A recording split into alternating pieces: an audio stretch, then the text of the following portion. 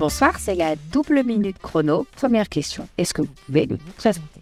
Bonsoir, Brigitte Nivet, enseignante-chercheuse en management et gestion des ressources humaines à ESC Clermont Business School.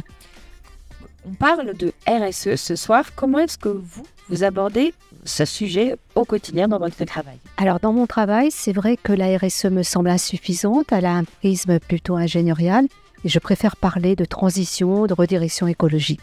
Parce que si la RSE était efficace, ça fait plus de 30 ans qu'elle existe.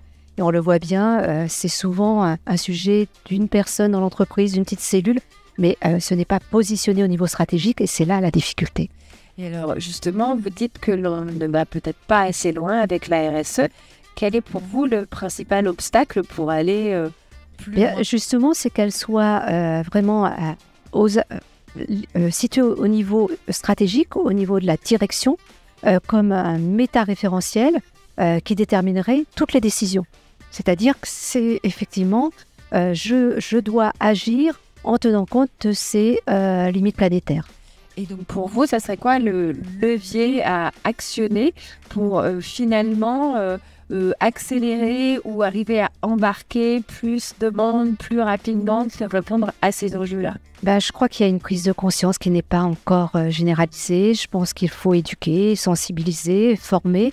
Et puis dans les organisations, dans tous les espaces où on peut s'exprimer, créer des temps où on parle de ces sujets-là.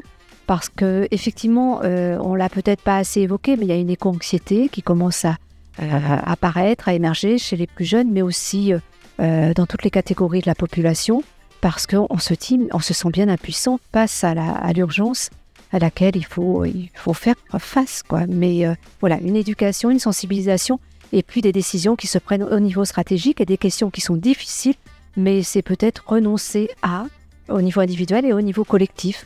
C'est s'interroger sur des activités qu'il faut peut-être interrompre et peut-être aussi d'autres qu'il faut aménager autrement parce qu'elles sont délétères pour le vivant. Donc, apprendre, s'éduquer et puis peut-être apprendre à renoncer. Merci voilà. beaucoup. C'était la double minute chrono. Merci.